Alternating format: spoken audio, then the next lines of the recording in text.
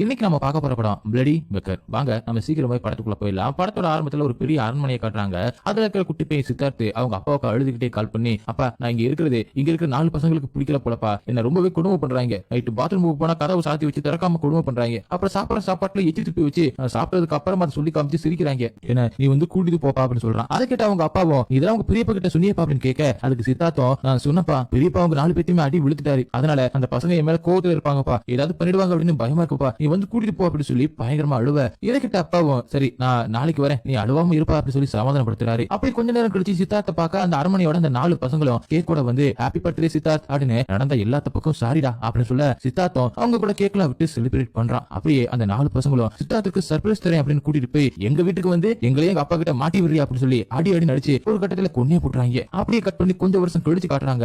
படத்தோட ஹீரோ நடு ரோட்ல கால் நடக்க வரல அப்படின்னு சொல்லி பிச்சை எடுத்துக்கிட்டு இருக்காரு. அவருக்கு ஒரு ஆட்டோக்காரன் பிச்சை போடாம இருக்கவும் அவனை பார்த்து உன்ன மாதிரி எனக்கு நல்லா கால் இருந்துச்சுன்னா நான் உழைச்சு சாப்பிடுவேன் அப்படின்னு சொல்ல, அதனால அந்த ஆட்டோக்காரன் பிச்சை போடுறான். அந்த நேரத்துல ரோட்ல ஒரு சாவு ஊர்வலம் மேலதளத்தோட போக அந்த மேலத்தோட சத்தத்தை கேட்டு ஹீரோ அங்க போய் எழுந்து நின்னு நல்லா குத்தாட்டம் போடுறாரு. அப்பதான் அந்த ஆட்டோக்காரனும் வாயடிச்சு போய் பொய் சொல்லி பிச்சை எடுக்கிற ஆளா அப்படின்னு பாக்குறான். என்னதான் ஹீரோ பொய் சொல்லி பிச்சை எடுத்தாலும் தன்ன மாதிரி அனாதையான ஒரு குட்டி பையன் ஜாக்க தத்தெடுத்து வளர்த்துக்கிட்டு இருக்காரு. அவனும் ஹீரோ மாதிரி பிச்சை எல்லாம் எடுக்காம புக்ஸ வித்து சம்பாதிச்சுக்கிட்டு இருக்கான். ஆனா அவனை விட நம்ம ஹீரோக்கு தான் அதிக கலெக்ஷன் ஆகும். இதனாலே ஜாக்கு ஹீரோ மேல போறாம அதிகம். அப்படியே ஹீரோவும் ஜாக்கும் வீட்டுக்கு வந்ததும் ஹீரோவும் ரீல்ஸ் பண்ணிக்கிட்டே ஆன்லைன்ல ஃபுட் ஆர்டர் பண்ணி சாப்பிடுறாரு. ஜாக்கு கூட தராம அவன் அந்த பக்கமா சம்பாதிச்ச காசுக்கு தகுந்த மாதிரி புளிசாத வாங்கி சாப்பிடுறான். அப்படி அடுத்த ஹீரோவும் பிச்சை எடுக்க பிராக்டிஸ் பண்ணிட்டு போறாரு. இன்னொரு பக்கம் ஜாக்கும் புக்க விற்க போறான். 2 பேரோட லைஃபுமே நல்லதான் போய்கிட்டு இருக்கு. அடுத்ததா அன்னைக்கு நைட்டு ஹீரோவும் ஜாக்கும் படத்துக்கு போறாங்க. அப்ப ஹீரோவும் ஜாக்கிட்ட உனக்கு டிக்கெட் எடுக்க காசு கொடு அப்படின்னு கேட்க, ஜாக்கும் காசு எடுத்து தர அதை எண்ணி பார்த்த ஹீரோவும் 10 ரூபாய் கம்மியா இருக்குன்னு சொல்ல, 10 ரூபாய் தானே நீயே போட்டு எடு அப்படின்னு ஜாக்கும் தெனாவட்ட சொல்ல, ஹீரோவும் ஜாக்கிட்ட ஒரு நாள் நான் ரோட்ல சும்மா நடந்து போய்கிட்டு இருக்கும் போது நீ ரோட்ல கடந்த உன்னோட அப்பா அம்மா உன்னை வேணாம் அப்படின்னு போட்டுட்டு போயிட்டாங்க போல, பாவமா இருக்கேன்னு வீட்டுக்கு தூக்கிட்டு போனேன், பசிக்குதுன்னு அழுத, சோறு போட்டேன், கொஞ்சம் வளர்ந்ததுமே அம்மனமா சுத்தின,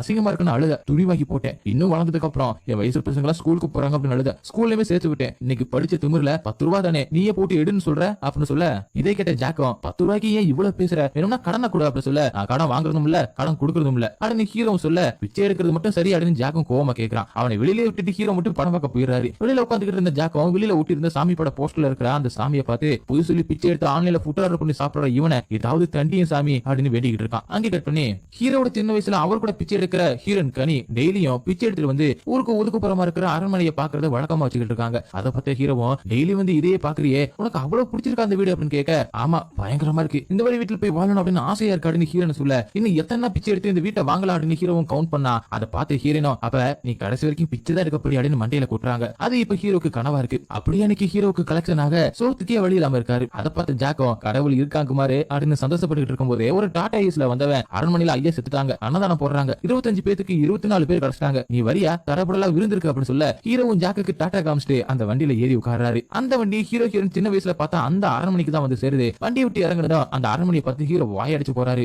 அப்படியே விருந்து நல்லபடியா முடியுது. ஹீரோ சரியா சாப்பிடாம அந்த அரண்மனைக்குள்ள என்ன இருக்குன்னு யோசிச்சுக்கிட்டே அரண்மனைக்கு வெளியே சுத்தி பார்க்க ஒரு இடத்துல டார்க் ரூம் பூட்டி இருக்கு. அதுக்குள்ள இருந்து 4 வெறினாங்க குலைக்கிற மாதிரி சவுண்ட் கேட்க, அதை கேட்டு ஹீரோ அமைதியா நிக்கிறாரு. அப்பதான் விருந்து போட்ட ஆளு அந்த நைகள்லாம் ஐயா செத்ததுக்கு அப்புறம் 10 நாளா சாப்பிடாம சோகத்துல இருக்குங்க, இருக்கிற வெறியில உன்னை கடிச்சிட போகுது போப்பா அப்படின்னு சொல்ல, அதனால ஹீரோ அங்கிருந்து போறாரு. எல்லாருமே போனதுக்கு அப்புறமா அந்த அரண்மனையோட கதவு ஸ்மார்ட் லாக் போல அதுல ஆட்டோமேட்டிக்கா அதுவாவே லாக் ஆகுது. அப்பதான் ஜாக்கும் எங்க போன ஹீரோவை காணவே அப்படின்னு அவருக்கு கால் பண்ண, ஹீரோவும் போன் எடுத்து நான் இப்ப அந்த அரண்மனைக்குள்ளதான் இருக்கேன், இந்த வீட்டுக்குள்ள யாருமே இல்ல போல, அதனால நான் சுத்தி பார்த்துட்டு பொறுமையா வரேன், நீ போன வை அப்படின்னு சொல்றாரு. அப்பதான் ஹீரோவும் அந்த ரூம்ல ஒரு பொண்ணு இருக்கிறத பார்த்துட்டு ஜாக்கிட்ட சொல்ல, அவனும் யோ ஏதாவது வம்பாயிட போதியா வீட்டை விட்டு வெளியில வை அப்படின்னு சொல்ல, ஹீரோவும் வெளியில வர பாக்குறாரு. ஆனா வீட்டோட கதவு எல்லாமே ஆட்டோமேட்டிக்கா லாக் ஆயிருக்கு. அதை பார்த்து பதறி போய் ஒரு இடத்துல போய் ஒளியும் போது ஹரின்னு ஒரு ஆளும் தூக்கம் களைஞ்சு எழுந்து அந்த பொண்ணு அனார்கலிக்கு முன்னாடி உட்காரான். இதை பார்த்து ஹீரோவும் ஜாக்கிட்ட அப்டேட் பண்ண, அவனும் யோ ஏதாவது திருட்டு கேஸ்ல உள்ள மாட்டி விட்டு போறாங்க, சீக்கிரம் வெளியில வரப்பாய் அப்படின்னு சொல்றான். அதே நேரத்துல ஹரியும் அனார்கலியை பார்த்து, இவ்வளவு பெரிய வீட்டுல கொஞ்ச நேரம் தண்ணி இருக்க முடியுதா, எங்க போனாலும் வந்துருவியா, என் வாழ்க்கையை அழிச்சிட்டு நீ மட்டும் கூலா இருக்க, உன்னை பார்க்க அந்த வக்கீல் வருவான்ல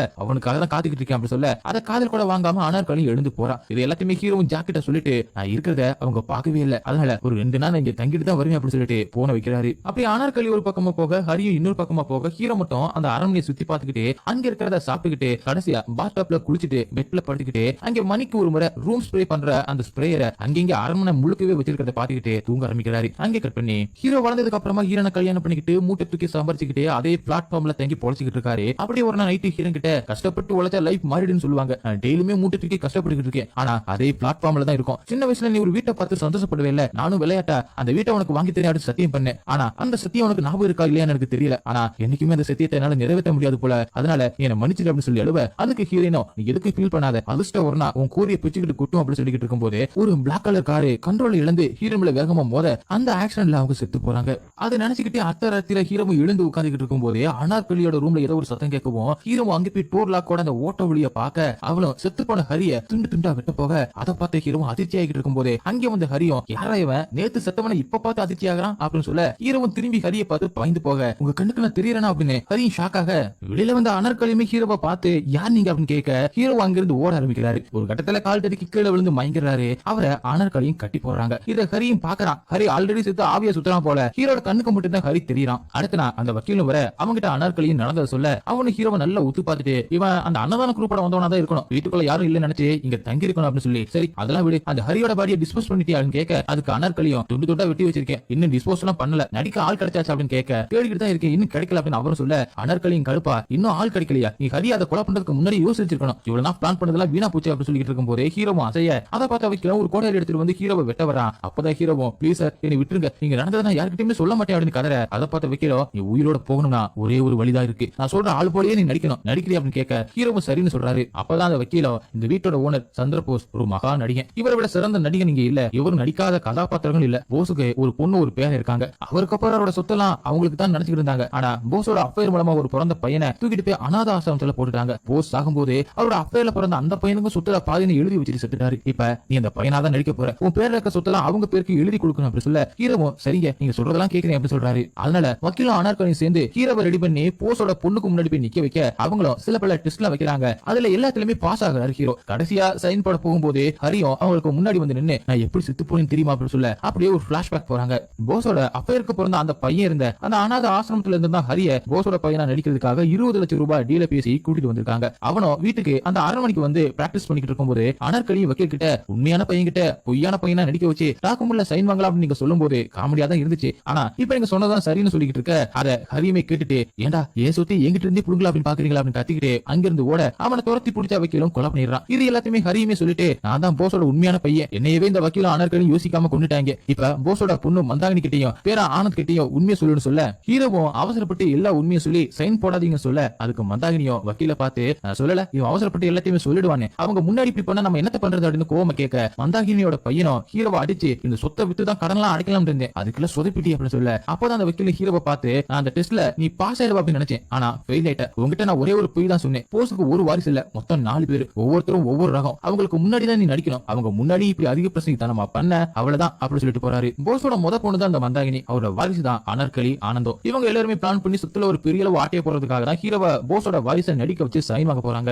அப்படியே அந்த வீட்டோட இன்னொரு வாரிசான ருத்ராவும் அவங்களோட பசங்களான விக்ரமும் சுதாவும் வராங்க. அவங்கள தொடர்ந்து அடுத்த வாரிசான குபேரனும் அவங்களோட மனைவி அவங்களோட பையனான சோட்டுமும் வர அவங்க கூடவே குபேரனோட கீப்பும் வராங்க. இதை பார்த்த குபேரனோட பொண்டாட்டியும் குடும்ப விஷயத்தை பத்தி பேச போறோம், அதுக்கு எதுக்கு இந்த மினிக்கு இங்க வரா அப்படின்னு சத்தம் போட ஆல்ரெடி உனக்கு பிபி சுகர் எல்லாம் ஏறி போயிருக்கு, நீ மண்டையை போட்டுட்டானா சோட்டுவையும் அப்புறம் இந்த சொத்தெல்லாம் யார் பாத்துக்குவாங்க அப்படின்னு சொல்லி அவங்கள ஆஃப் பண்றாங்க குபேரன். அடுத்த வாரிசான நாகாவும் அவங்களோட புருஷனும் வந்துகிட்டு இருக்காங்க, கூடவே அவங்களோட பையனான வாசனும் வந்துகிட்டு இருக்கான். வாசனுக்கு நடிப்புல ஆர்வம், அவங்க தாத்தா மாதிரி ஆகணும் அப்படின்னு சின்ன வயசுல இருந்து கனவு கண்டுகிட்டு இருக்கான். அதனால அவங்க தாத்தா நடிச்ச வேஷத்துக்கு மணிக்கு ஒரு முறை போட்டுக்கிட்டே இருப்பான், அந்த அளவுக்கு தீவிர நடிகன். இப்ப கூட பாருங்க பாட்டிமா வேஷத்துல இருந்து பிளைண்ட் வேஷத்துக்கு மாறலாம். இவங்க எல்லாருமே வீட்டுக்கு வந்ததும் அந்த வக்கீலும் போஸோட தம்பிக்கு கால் பண்ணி எல்லாருமே வந்துட்டாங்க, நீங்களும் வந்துட்டீங்கன்னா உயில படிச்சலாம் அப்படின்னு சொல்ல அப்புறம் போனை கட் பண்ணிடுறாரு. அவர் வரமாட்டாரு அப்படின்னு தெரிஞ்சுக்கிட்டதுமே வக்கீலும் எல்லாருமே கூப்பிட்டு அந்த உயில படிக்க ஆரம்பிக்கிறாரு. 300 கோடி சொத்துல மந்தாகினிக்கு 12 லட்சமும், ருத்ரனுக்கு 15, குபேரனுக்கு 25, நாகாவுக்கு 13 லட்சம்னு மீதி இருக்கிற சொத்தை நான் என்னைக்கோ தூக்கி போட்ட அந்த பையனுக்கு எழுதி வைக்கிறேன் அப்படின்னு போட்டு இப்ப எல்லாரும் ஒதுக்கிட்டு சைன் போடுங்க அப்படின்னு சொல்ல எல்லாரும் ஹீரோவை கொஞ்சம் வெளியில வெயிட் பண்ண சொல்லிட்டு வக்கீல பார்த்து என்ன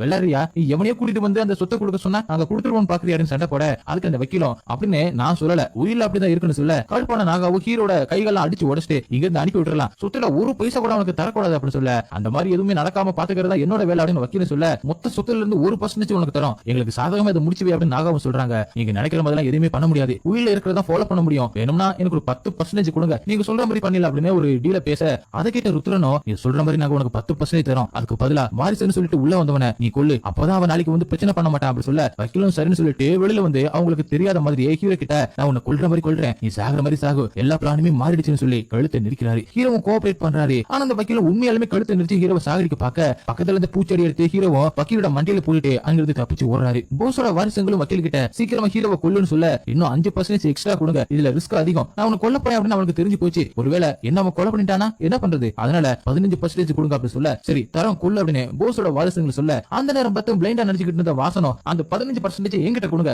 நான் கொள்றேன் அப்படின்னு சொல்லிட்டு ஹீரோவை கொல்ல போறான். இதை பார்த்த ருத்ரனோட பையன் விக்ரமோ மந்தாகினியோட பையன் ஆனந்தம், ஹீரோவை கொல்றவங்களுக்கு 15% தர மாதிரி இருந்தா நாங்களும் அவனை கொண்டு அந்த 15% எடுத்துக்கிறோம் அப்படின்னு சொல்லிட்டு ஹீரோவை துரத்துறாங்க. அவங்க கண்ணுல படாத மாதிரி ஹீரோவை ஓடி ஒளிறாரு. இந்த பக்கம் ருத்ரனோ நம்மள யாரு வேணா ஹீரோவை கொன்னு அந்த 15% ஷேரை எடுத்துக்கலாம், ஆனா அவனை கொல்ற வரைக்கும் இந்த வீட்டோட காம்பவுண்ட விட்டு போகாம இருக்கணும். அதுக்கு ஒரே ஒரு வழிதான் இருக்கு, அப்பா வளர்த்த அந்த நாய்ங்க தான். ஒரு நாள் நம்ம வீட்டுல திருடலாம் அப்படின்னு சொல்லிட்டு ஒரு திருடன் எகிரி குதிச்சு வீட்டுக்குள்ள வந்தான். அவனை அக்குச்சுக்கா பிச்சு எடுத்து கொன்னு போட்டுச்சுங்க. அதை திறந்து விடுவோம், அந்த நாய்களை கண்ட்ரோல் பண்றதுக்கு அப்பாவோட விசில் இருக்குன்னு சொல்லிட்டு அந்த நாய்களை திறந்து விடுறாங்க. அதே நேரத்துல மந்தாகினியோட குடும்பம் வக்கீல புடிச்சு நான் தானே உனக்கு கமிஷன் தரேன் அப்படி சொன்னேன், அப்புறம் எதுக்கு எல்லாருமே இருக்கும்போது பர்சன்டேஜ் கேட்கிற அப்படின்னு மிரட்ட, நீங்க கொடுக்குற காசு எனக்கு பத்தாது அதான் அப்படி பண்ணேன் அப்படி சொல்ல, அதுக்கு மந்தாகினியும் ஹரிய அவசரப்பட்டு கொண்டது நீ தான், அதனால நீ பண்ணது எல்லாத்தையுமே அவங்க கிட்ட சொல்லி நாங்க தெரியாம காசுக்கு ஆசைப்பட்டுட்டோம் அப்படின்னு சொல்லி சரண்டர் ஆயிடுவோம், அப்புறமா இதுக்கெல்லாம் காரணமான உன்னை நாங்க குடும்பமா சேர்ந்து கொலை பண்ணுவோம் அப்படி சொல்ல, அதுக்கு வக்கீலும் சரி நான் ஹீரோவை கொல்றேன் நீங்களா பார்த்து ஏதாவது எனக்கு பண்ணி கொடுங்க அப்படி சொல்ல, மந்தாகினியும் சரி போ ஹீரோவை கொல்லு அப்படின்னு சொல்ல, வக்கீலும் ஆனந்து ஹீரோவை தேடி போறாங்க. அப்பதான் வக்கீலும் ஆனந்து கிட்ட ஹீரோ பயத்துல ஓடுறதாலதான் அவனை எல்லாருமே துரத்துறாங்க, மத்தவங்க ஹீரோ பார்த்து பயப்படுற மாதிரி ஏதாவது பண்ணிட்டோம்னா ஹீரோ பார்த்து எல்லாருமே பயந்து ஓடுவாங்க,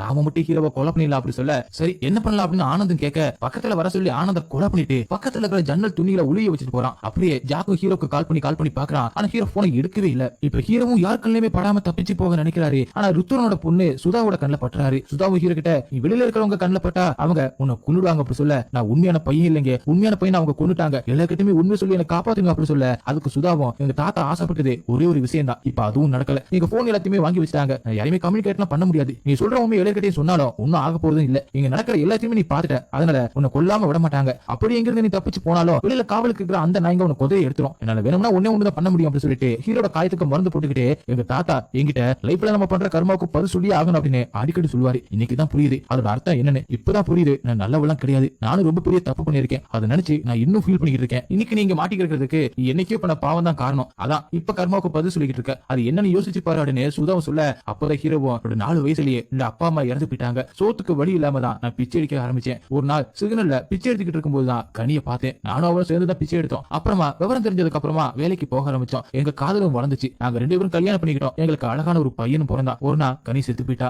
அம்மா அப்பா செத்தப்ப தெரியாத அந்த வழி கனி செத்தப்பதான் தெரிஞ்சிச்சு, எங்களை மாதிரி ஆளுங்களுக்கெல்லாம் எங்களோட உயிரை நிரந்தரம் இல்ல, அதனாலதான் என் புள்ள கிட்ட நான் தான் அவன் அப்பான்றதே மறைச்சு வளர்த்துக்கிட்டு இருக்கேன், என்னைக்காவது ஒரு நாள் நானுமே செத்து போயிட்டா நான் பட்ட வழிய என் புள்ள படக்கூடாது அப்படிங்கிறதுக்காக தான் இப்படி பண்ணேன், இத்தனை நாளா அது பெருசா எனக்கு தெரியல, ஆனா கடைசி வரைக்கும் ஜாக்குக்கு நான் தான் அவன் அப்பன்னு தெரியாம போயிடும் அப்படின்னு நினைக்கும் போது நெஞ்சுக்குள்ள வலிக்குதுன்னு சொல்லி அழுகிறாரு. அப்பதான் சுதாவும் நான் சொல்றதை கேட்டேனா இந்த வீட்டுல இருந்து வெளியில போயிட்டு உன் பையனை பார்க்கலாம், வெளியில இருக்கவங்களை தாண்டி கீழே பேஸ்மெண்ட்ல இருக்கிற என் தாத்தாவோட காரை எடுத்துட்டு போனா அந்த நாய்களாலையும் உன்னை ஒண்ணும் பண்ண முடியாது அப்படின்னு ஒரு சூப்பரான பிளான் சொல்லிக்கிட்டு இருக்கா. சரி மத்தவங்களை எப்படி திசை திருப்புறது அப்படின்னு ஹீரோவும் கேட்க, அதுக்கு சுதாவும் யோசிச்சு பார்த்துட்டு இப்ப மேல தூங்குற இந்த சாண்டிலிய லைட்டை கட் பண்றேன், எல்லாரும் சத்தம் கிட்ட இங்க வருவாங்க, நீ தப்பிச்சு போயிடு அப்படின்னு சொல்லிட்டு லைட்டை கட்டி வச்சிருக்கிற அந்த கயிறை கட் பண்ண அது கீழே விழுந்து உடையுது. ஆனா அதே நேரத்துல மந்தாகினி பயங்கரமா கத்த ஹீரோ சுதாவும் ஒரு டாலியில ஒளிய வச்சுட்டு சத்தம் கிட்ட அந்த இடத்துக்கு போக அங்க கட் பண்ணி அப்படியே பிளாஷ்பேக் போறாங்க. பிளாஷ்பேக்ல மந்தாகினியும் அவங்க பொண்ணு அனார்கலியும் ஹீரோவை தேடிக்கிட்டே வரும்போது ஹீரோவை குத்தி கொள்ளலாம்னு பக்கத்துல இருந்த ஈட்டி எடுக்க அந்த நேரத்துல அங்க குபேரன் வர அவர் பார்த்த மந்தாகினியும் குபேரன் ஜாவ்லின் த்ரோல நல்ல பிளேயர் அப்படின்னு சொல்ல, குபேரனோ அனார்கலி கிட்ட ஆமான்னு சொல்லிட்டு பக்கத்துல இருந்த ஈட்டியை எடுத்து விட அது நேரா போயிட்டு ஆல்ரெடி செத்து ஜன்னல் கிட்ட இருந்த ஆனந்தோட பாடி மேலே குத்த அவனுக்கு கீழே விழுகிறான். குபேரன் தான் ஆனந்த கொண்டுட்டா அப்படின்னு மந்தாகினி கத்த அந்த சவுண்ட் கிட்ட அங்கே எல்லாரும் வராங்க. ஆனந்தோட பாடியை பார்த்த ருத்ரனோ ஆனந்துக்கு தலையில அடிப்பட்டு ரத்தம் வெளியில வந்து சுத்தி போயிருக்கான், குபேரன் குத்தினா சாகல அப்படின்னு சொல்ல, அதே நேரத்துல அங்கே வந்த வக்கீலோ இதுக்கு தான் சொன்னேன் ஹீரோ டேஞ்சரான ஆளு, இப்ப பாருங்க ஒரு ஆளை கொண்டுட்டான் நான் பாத்துக்கிறேன், நீங்க அவனை தோத்திட்டு போகாதீங்க, இங்க இருந்து கிளம்புங்க அப்படின்னு எல்லாத்தையுமே முடிச்சுட்டு நான் கால் பண்றேன் அப்படி சொல்ல எல்லாருமே அங்கிருந்து பயந்து கிளம்புறாங்க. அப்பதான் மந்தாகினியோ அவங்க எல்லாத்தையுமே நிப்பாட்டி என் பையனை கொண்டவனை கொள்றவனுக்கு என் ஷேர் மொத்தத்தையும் கொடுக்குறேன் அப்படி சொல்ல வெளியில போனவங்க எல்லாருமே திரும்ப ஹீரோவை கொள்றதுக்காக வீட்டுக்குள்ள வராங்க. அப்படி சுதாவும் ஹீரோ இருக்கிற அந்த ட்ராலியை தள்ளிட்டு போய்கிட்டு இருக்காங்க, ஆனா அது வேற ட்ராலி. ஹீரோ இருக்கிற ட்ராலியை குபேரனோட பையன் சோட்டு தள்ளிட்டு வந்து ஹீரோவை பிடிச்சா அவருக்கு கரண்ட் ஷாக் எல்லாம் கொடுத்து குழும பண்ணிக்கிட்டு இருக்கான். இந்த சத்தம் கிட்ட அங்கே வந்து குபேரனோட பொண்டாட்டி சோட்டுவை தடுத்து நிறுத்தி ஹீரோவை பார்த்து என் பையனை எதுவுமே பண்ணிடாதப்பா இங்க இருந்து போ அப்படின்னு சொல்ல ஹீரோவை வெளியில வராரு. இதை பார்த்த குபேரனோட கீப்போ ஹீரோவை தள்ளி விட்டு அடிச்சுக்கிட்டு குபேரனோட பொண்டாட்டி கிட்ட பக்கத்துல பொம்மையில சொருவி வச்சிருந்த அந்த ஈட்டி எடுத்துட்டு வர சொல்ல அவங்களை இழுத்து பாக்குறாங்க, ஆனா புடுங்க முடியல அப்படின்னு சொல்ல கீப்பும் இழுக்க ஈஸியா வரவும் உடனே குபேரனோட பொண்டாட்டி கீப்போ ஒரு உதவிட ஈட்டி சுருகி அதே இடத்துல செத்து போயிடுறாங்க. அவளை சாகடிக்கு தான் பிளான் போட்டிருக்காங்க போல. அந்த நேரத்துல குபேரன் அங்கே வரவும் ஹீரோ தான் கீப்ப கொண்டுட்டாரு அப்படின்னு திசை திருப்பி விட எல்லாருமே ஹீரோவை துரத்த ஆரம்பிக்கிறாங்க. ஒரு பக்கம் நாகாவோட பையனோ ஹீரோவை பிஸ்டாங்களை தள்ளி விட்டு கொல்ல பாக்குறான், அதுக்கு நாகாவும் அவளோட ஹஸ்பண்ட் ஹெல்ப் பண்றாங்க. ஆனா அதுல இருந்து ஹீரோ தப்பிச்சு இன்னொரு பக்கமா ருத்ரனோட பையன் கிட்ட மாட்ட அவனையுமே அடிச்சு போட்டுட்டு சுதாவோட சேர்ந்து அங்கிருந்து தப்பிச்சு கீழே பேஸ்மெண்ட் வராரு. பேஸ்மெண்ட்ல இருக்கிற தாத்தாவோட கார்ல சுதாவும் ஏறி உட்கார்ந்துகிட்டு ஹீரோவை உட்கார சொல்ல அந்த காரை பார்த்த ஹீரோவும் அதிர்ச்சியாகி சுதா கிட்ட நீ ஏதோ தப்பு பண்ணிருக்க அப்படின்னு சொன்னல அது என்னன்னு சொல்லுங்க அப்படின்னு சொல்ல இப்ப இருக்கு அதெல்லாம் நான் காரியத்தை ஒரு ஆளை கொண்டுட்டாருன்னு சுதாவும் சொல்ல அது என்னோட கனிதான் நீங்க அவளை கொண்டுட்டீங்க அப்படின்னு அப்படி சொல்றாரு ஹீரோ. அப்படியே அந்த ஆக்சிடென்ட் காட்டுறாங்க. அன்னைக்கு ஹீரோ கூட பேசிக்கிட்டு இருக்கும்போது சுதா தான் காரை ஓட்டிட்டு வந்து கனி மேல ஏத்தி இருக்காங்க. காரை பின்னாடி எடுக்காம இருந்திருந்தா கனி பொழைச்சிருப்பாங்க. சுதாவும் பதட்டத்துல என்ன பண்றதுன்னு யோசிக்கும் போது விக்ரமும் அவங்க அப்பா ருத்ரனுக்கு கால் பண்ணி விஷயத்த சொல்ல அவனும் காரை எடுத்துருவாங்க சத்தா சாகட்டும் அப்படி சொல்ல சுதாவும் காரை எடுக்காம தான் இருந்திருக்காங்க. ஆனா விக்ரம் தான் டிரைவர் சீட்டுக்கு வந்து காரை ரிவர்ஸ்ல எடுத்து கனியை கொண்டுட்டு அங்க இருந்து கிளம்பி இருக்கான். இதெல்லாம் ஹீரோ கிட்ட சுதாவும் சொல்ல என்ன ஆளாலும் பரவாயில்ல இந்த குடும்பத்தை பழி வாங்காம நான் இருந்து வரமாட்டேன்னு ஹீரோ சொல்லிட்டு இருக்கும்போது மொத்த குடும்பமும் அங்க வராங்க. ஹீரோ விக்ரம் அடிச்சு அவன் நெஞ்சிலே ட்ரில் மிஷினை வச்சு ட்ரில் பண்ண அதை பார்த்த ருத்ரனும் ஹீரோ அடிச்சு போட்டு நாம எல்லாருமே சின்ன வயசுல இந்த வீட்டுக்கு வந்து குடைச்சல் கூட்டவன கொடூரமா கொண்டோம்ல இப்ப நமக்கு கொலை பண்றதுனா என்ன புதுசா அப்படி சொல்ல எல்லாருமே சேர்ந்து ஹீரோ அடிச்சே கொள்றாங்க. ஹீரோட ஆவி இப்ப ஹரி கூட சேர்ந்து நின்னு இவங்க பண்றது எல்லாத்தையுமே வேடிக்கை பாக்குது. அந்த நேரம் பார்த்து போஸோட தம்பி கேக்கோட அங்க வரவும் ஹீரோட பாடியை தூக்கி பக்கத்துல இருந்து பூச்செடி கிட்ட ஒளி வச்சிடறாங்க. உள்ள வந்து சித்தப்பா இன்னைக்கு சித்தார்த்தோட பர்த்டே அதான் கேக் வாங்கிட்டு வந்தேன் எல்லாருமே சேர்ந்து வெட்டலாமா அப்படின்னு கேட்க அவங்களும் வேற வழி இல்லாம சித்தப்பா கூட சேர்ந்து கேட்க வெட்டுறாங்க. இத ஹீரோவும் ஹரியும் பாத்துக்கிட்டே நிக்க அப்ப ஹீரோவும் இவனுக்கு அடிச்ச இடத்துல எல்லாம் எனக்கு பயங்கரமா வலிக்குதுன்னு சொல்ல நீ பேயிட்ட உனக்கு வலிலாம் இனிமே இருக்காது அப்படின்னு ஹரியும் சொல்றான். அப்படி சித்தப்பாவும் கேக்கலாம் வெட்டி முடிச்சதுக்கு அப்புறம் போஸோட வாரிசுகளை பார்த்து உங்க அப்பா எனக்கு கொஞ்ச நாளைக்கு முன்னாடி போன் பண்ணி செத்ததுக்கு அப்புறமா என் சொத்தை என் ஆசைப்படி என் பசங்க எல்லாம் பிடிக்கிறாங்களா அப்படின்னு கூடவே இருந்து பாருன்னு சொன்னாரு. அதெல்லாம் நீங்க பண்ணுங்க பண்ணாம போங்க அதுக்கெல்லாம் நான் வரமாட்டேன். சின்ன வயசுல இருந்தே உங்களுக்கு தான் இந்த வீட்டுக்கு யார் வந்தாலும் பிடிக்காது அதனால எல்லா ரூம்லயுமே ஸ்ப்ரே மூலமா கேமரா வச்சிருக்கேன் அப்படி சொல்ல எல்லாரும் வாயடிச்சு போயிடுறாங்க. அப்படி சித்தப்பாவும் இப்பதான் எனக்கு இதே அறுவை சிகிச்சை நடந்துச்சு அதனால டாக்டரே எனக்கு ஒரு சின்ன ஷாக் கூட வரக்கூடாதுன்னு சொல்லியிருக்காரு. ஆனா நீங்க பண்றதெல்லாம் பார்த்தா ஷாக் மேல ஷாக்கா தான் இருந்துச்சு. இப்ப நான் உங்களுக்கு எல்லாம் ஒரு ஷாக் தட்டம் அப்படின்னு சொல்லிட்டு அவரோட டேப் எடுத்து அந்த வக்கீல் ஆனந்த கொண்டதையும் குபேரனோட ஒய்ஃப் அவரோட கீப்ப கொண்டது அப்படின்னு எல்லா ஃபுட்டேஜுமே காட்டிட்டு இதுக்கு மேல உங்களுக்கு ஒரு ஷாக்கான நியூஸ் சொல்றேன். போஸோட பையன் ஒருத்தனை நீங்க கொலை பண்ணி செடிக்கு பின்னாடி ஒளி வச்சிருக்கீங்கல்ல அவன் உண்மையான பையனே கிடையாது. உண்மையான பையனை வக்கீல் 2 நாளைக்கு முன்னாடி கொண்டுட்டான். ஒரு பிச்சைக்காரன் கொள்றதுக்கு இவ்வளவு கூத்து. இன்னைக்கு இந்த பிச்சைக்காரன் துடி துடிச்சு செத்த மாதிரி தான் அன்னைக்கு சித்தார்த்தம் துடி துடிச்சு செத்துருப்பான். அன்னைக்கு நீங்க பண்ண அந்த தப்புல இருந்து தப்பிச்சிட்டீங்க ஆனா இன்னைக்கு கையும் களவும் மாட்டிக்கிட்டீங்க அப்படி சொல்ல அதை கேட்ட வக்கீலும் ஆமா சார் இவங்கள நல்லவங்களே இல்ல சார் அப்படின்னு சித்தப்பா பக்கமா பேச காண்டான சித்தப்பாவும் கண் எடுத்து வக்கீல சுட்டு தள்ளிட்டு போஸோட வாரிசுகளை பார்த்து உங்களை இவ்வளவு ஈஸியெல்லாம் நான் கொல்ல மாட்டேன் அப்படின்னு சொல்லிட்டு போஸோட விசில எடுத்து காமிச்சு இது என் கையில இருந்தா அந்த நாய்களுக்கு நான் தான் மாஸ்டர்னு சொல்ல போஸோட வாரிசுகளும் அந்த விசில மட்டும் ஊதாதீங்கன்னு கத்தி கதறாங்க. அப்படி சித்தப்பாவும் இதை ஊதுறதுக்கு முன்னாடி நான் பண்ண வேண்டிய காரியம் ஒண்ணு இருக்குன்னு சொல்லிட்டு நேரா ஹீரோட பாடி கிட்ட போயிட்டு அவனை எப்ப வேணா காப்பாத்தி இருக்கான் நான் நினைச்சது நடக்கணும் அப்படின்னு தான் வெயிட் பண்ணேன் அதுக்குள்ள நீ செத்துட்ட சாரின்னு சொல்ல அந்த இடத்துல குபேரனோட பையன் சோட்டுவோம் ஹீரோட பாடிக்கு கரண்ட் ஷாக் கொடுக்க ஹீரோக்கு உயிர் வந்து பான்னு சொல்ல அவ்வளவுதான் அந்த அதிர்ச்சியில சித்தப்பா கீழே வந்து உயிரை விட்டுறாரு. உடனே ஹீரோ சித்தப்பா கையில இருக்கிற அந்த விசில் எடுத்து ஊத அந்த வெறிநாய்களும் போஸோட வாரிசுகளை பிச்சு போட்டு சாகடிக்குது. அதே நேரத்துல ஹீரோவும் அங்கிருந்து தப்பிக்கிறாரு. அப்படி கொஞ்ச நாள் கழிச்சு காட்டுறாங்க ஹீரோவும் இப்ப பிச்சை எடுக்கிறதெல்லாம் விட்டுட்டு செக்யூரிட்டி வேலைக்கு போறாரு. அப்படியே ஒரு நாள் ஜாக்கோட பர்த்டே அன்னைக்கு கேக்லாம் விட்டு செலிப்ரேட் பண்ணிட்டு அவரும் தான் செக்யூரிட்டி வேலைக்கு போறாரு. அப்படியே ஒரு ஜாக்கோட பர்த்டே அன்னைக்கு கேக்லாம் விட்டு செலிப்ரேட் பண்ணிட்டு அவரும் தான் உண்மையான அப்பா அப்படி சொல்லி அவரும் கனி சேர்ந்து எடுத்துட்டு அந்த போட்டோ காட்டி இவதான் உண்மையான அம்மா அப்படி சொல்ல அப்படியே இந்த படத்தை முடிக்கிறாங்க. ஓகே இந்த படம் உங்களுக்கு எந்த அளவுக்கு பிடிச்சிருந்தா கமெண்ட் சொல்லுங்க. உங்களுக்கு இந்த வீடியோ பிடிச்சிருந்தா உடனே லைக் பண்ணிட்டு மறந்துடாம உங்க ஃப்ரெண்ட்ஸ்க்கு ஷேர் பண்ணுங்க. அப்புறம் சேனலை சப்ஸ்கிரைப் பண்ண மறந்துடாதீங்க. நெக்ஸ்ட் வீடியோல மீட் பண்ணலாம். By guys.